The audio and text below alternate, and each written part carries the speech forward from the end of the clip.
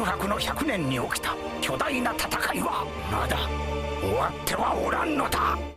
초월적인 존재라 생각했던 이무가 이번 원피스 1171화에서 다시 한번 흔들렸습니다.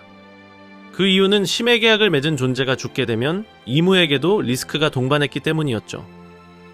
먼저 웹툰 호랑이 형님에선 자신의 생명을 나누어 되살린 이경의 시들이 있고, 이어 그 시들이 죽거나 치명상을 입게 되면 생명을 나눈 이령 역시 끔찍한 고통을 느끼듯이 이무에게도 취약점이 될 수 있는 결점이 드러났습니다. 이처럼 극강의 기백을 지닌 조이보이의 패왕색 패기 경지만이 이무의 능력을 깨뜨릴 수 있는 유일한 파회법이 될 수 있었지만, 반대로 이무가 능력을 회수하기 전 계약자가 죽음을 맞게 되면 이무에게도 데미지를 줄 수 있다는 떡밥을 오다쌤이 공개한 건데요.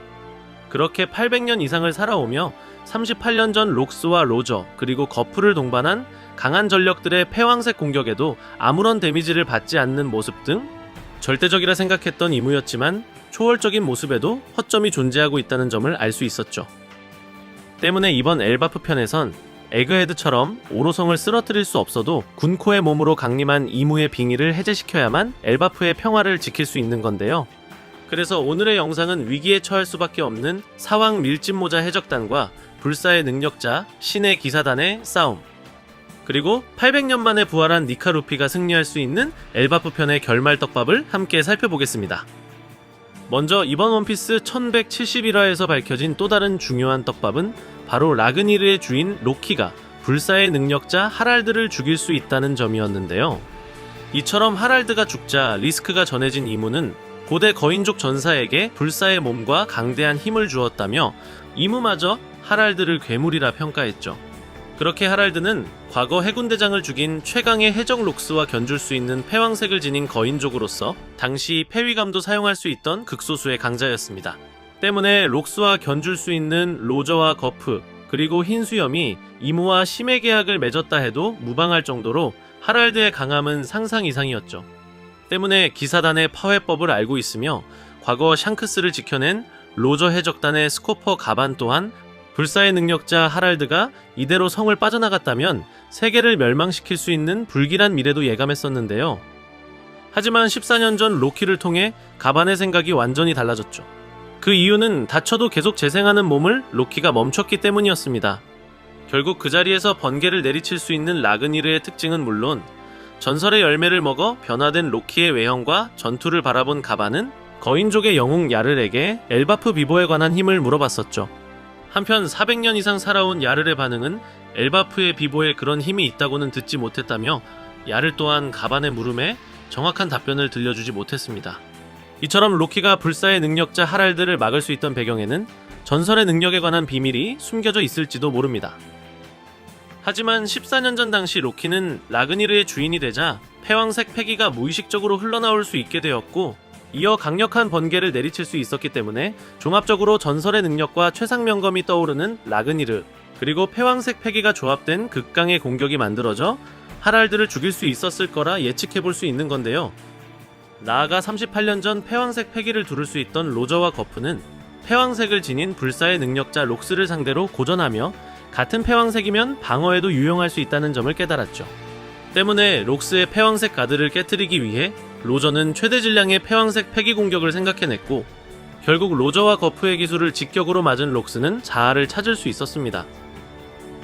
그리고 14년 전 기사단과의 전투 경험이 축적된 가반이었지만 불사의 능력자가 패왕색도 지니고 있자 당혹스런 반응을 보였듯이 로키가 이무의 능력을 깨트릴 수 있던 요인에는 하랄드 스스로가 죽음을 각오했기 때문에 샹크스와 가반의 공격과 달리 로키의 공격이 통할 수밖에 없던 이유가 될 수도 있는 거죠. 이처럼 로키가 먹은 전설의 열매에 불사의 능력을 멈출 수 있는 특별한 힘이 깃들어 있지 않다면 로저와 거프처럼 최대 질량의 패기가 전투에서 승리할 수 있는 파회법이 될 수 있는 건데요. 하지만 반대로 조이보이급 패기가 아니더라도 로키의 능력에 재생 능력을 멈출 수 있는 특별한 힘이 있었다면 니카의 열매를 먹은 루피에게도 숨겨진 능력이 존재할 가능성이 더욱 높아질 수 있게 됩니다. 그리고 다가올 최후의 전쟁에선 니카 루피와 함께 싸우는 로키가 불사의 능력에 대응할 수 있는 전설의 능력자로서 기사단마저 죽일 수 있는 특별함이 열매에 깃들어 있을 수 있는 거죠.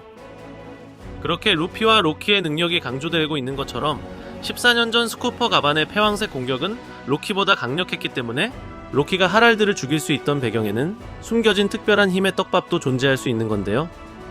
이처럼 엘바프의 평화를 지키기 위해선 첫 번째로는 사왕 밀짚모자 일당 전부가 패왕색 패기를 지닐 수 없기 때문에 특별한 능력을 사용해 도미리버시에 당한 거인족을 원상태로 되돌리는 전개를 생각해 볼 수 있습니다.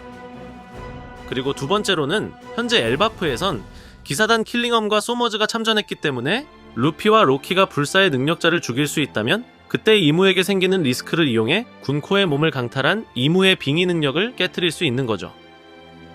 마지막으로는 니카 루피가 폐위감뿐만이 아닌 조이보이와 샹크스처럼 엄청난 패왕색 패기의 경지를 각성하며 얻을 수 있는 악마의 열매 능력 억제와 재생 능력 억제, 그리고 로저와 거프처럼 최대 질량의 공격 기술이 필요할 수 있는 건데요.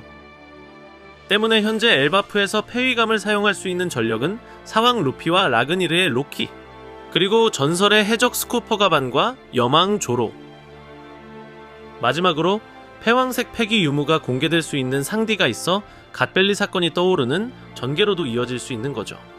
결국 800년 전 선대 니카 조이보이에게 승리한 이무가 엘바프에 강림한 만큼 사왕 밀짚모자 일당은 위기에 처할 수밖에 없을 겁니다.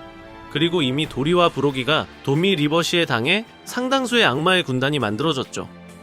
나아가 이제는 원피스가 최종장에 접어든 만큼 엘바프에서 패배하게 된다면 밀짚모자 일당이 다시 회복하기까지는 많은 시간이 필요할 수밖에 없을 건데요.